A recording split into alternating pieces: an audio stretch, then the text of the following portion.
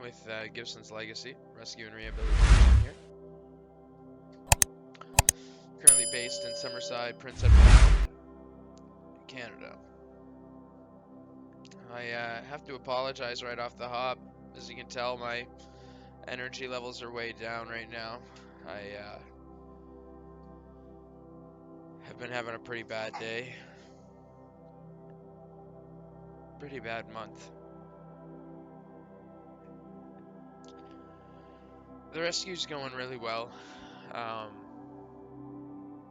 We're taking in dogs, and we're being asked to take in so many more dogs that we have to say we have a waiting list. Some of them are little gentlemen like Wally, who was just beside me here a second ago. What side? This side. Hey Wally, wanna come say hi?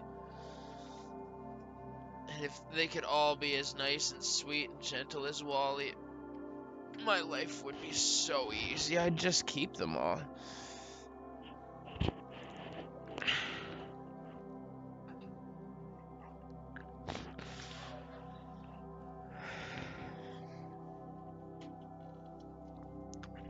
But they're not all.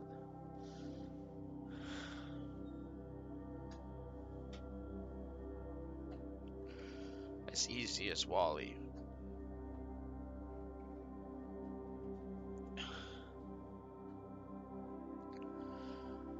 Arthur came in a little over a month ago now. Yeah, the description that I had received about Arthur was that he was large, over 100-pound American Bulldog mix. And he had been fostering with a young girl who was doing everything she could. And unpredictable days, he would try and attack her and her mother and tell them that they couldn't enter certain rooms of the house. And he was getting very, very dominant and possessive of his area. So I was pretty full up. The person who runs the rescue said, Dan, I'll give you $1,000. My surrender fee is $500, and often, you know, like Wally, I didn't get a penny for him, and he had fleas all over him, so we had to rev him and take him in for a good grooming, and he's not neutered. So in rescue, you know, a surrender fee goes a long way on top of an adoption fee. But she gave me $1,000 surrender fee to try and help Arthur.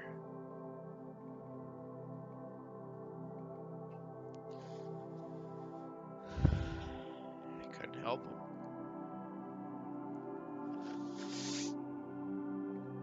He came into the rescue and, like, when he first got into the truck, when I picked him up, his foster mom walked away to go get his stuff, and when she came back, he acted like, I'll kill you if you enter the truck. We were like, weird transfer of ownership stuff going on here. He came home with me, and, you know, he was different, but he was happy. Like, he was a goofy guy, liked to give kisses, you know.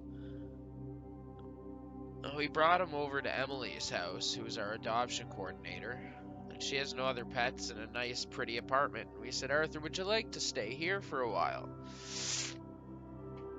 And Arthur really enjoyed being there, but probably too much. Emily woke up on the couch, and Arthur was postured over her and growling when she tried to move. She did get off of the couch, and he remained on the couch growling. So he came back to my place, and if you've been following my personal Facebook, you may be aware that I have been working on making my intake space quite a bit better. So Arthur got his own apartment, a futon and a coffee table and a Roku TV. He had a dog bed the size of Texas. It's a wooden frame that we had built for the dogs. He had his kennel in there that he loved to go in, but he had the free run of the room. And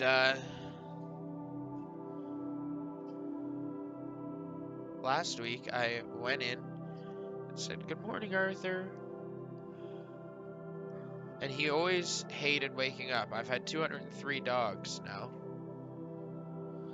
And I've never had a dog that needs 5 more minutes to get up like I used to when I was 16. He'd like, so we give him 5-10 more minutes, get other dogs out. And then I come back and I say, "All right, are you ready?" And he's just growling. And I'm at the door and he's, a good distance away from me. And I kind of lean over the futon and said, "Arthur, buddy." And he just rushed across the room at me.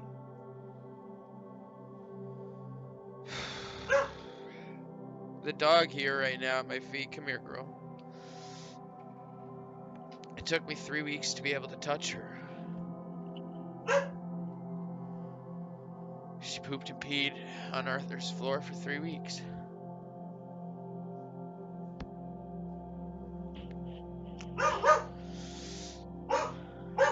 But she was scared. Harley, enough.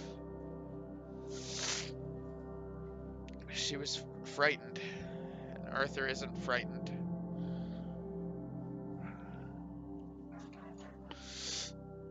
I think that Arthur's in pain. Whether it be from his hips that don't look great, with his heavy weight putting pressure on those hips. I noticed him tumble up the stairs a couple of times. He has a hard time getting up onto the couch and up onto things.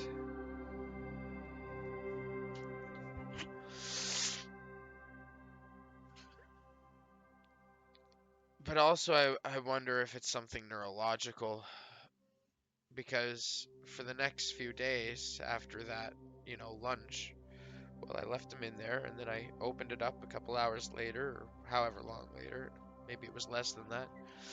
And I said, "Hey, Arthur," and he just avoiding me with these big, low growls. And I know what that means, right? It's like, come at me.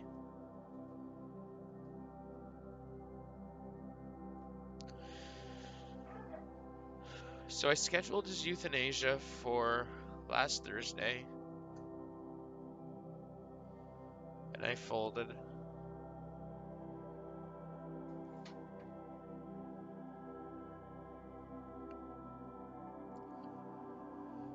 But as time went on, in the last week, I can't say that he's not suffering, that he hasn't been.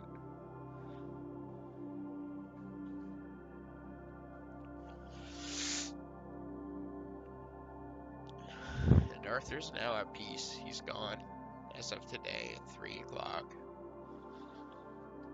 It's the first dog I ever euthanized for behavior.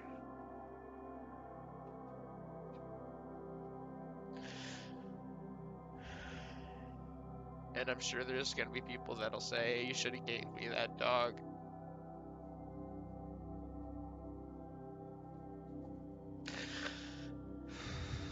I just don't know if I could live with myself if he killed somebody, And he meant it, and it was so unpredictable, and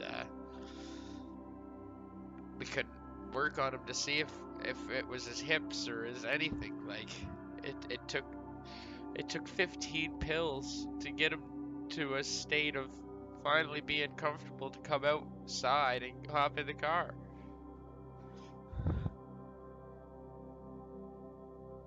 I hate this work.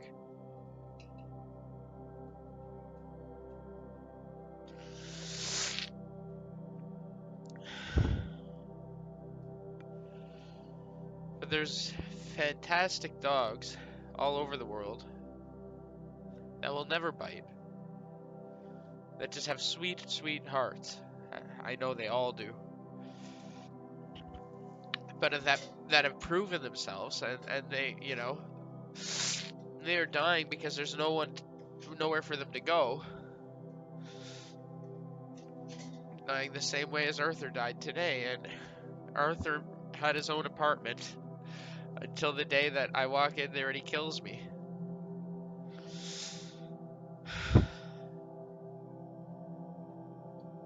I'm not going anywhere.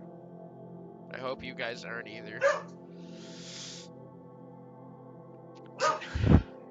It's the hardest thing I've ever done in my life, I think. Harley.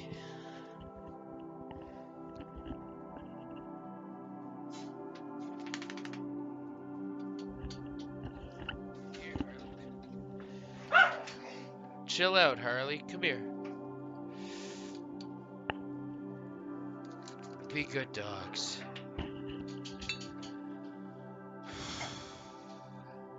I'll be okay. And I'm really sorry to whoever else is feeling this way with this update. I've always promised transparency.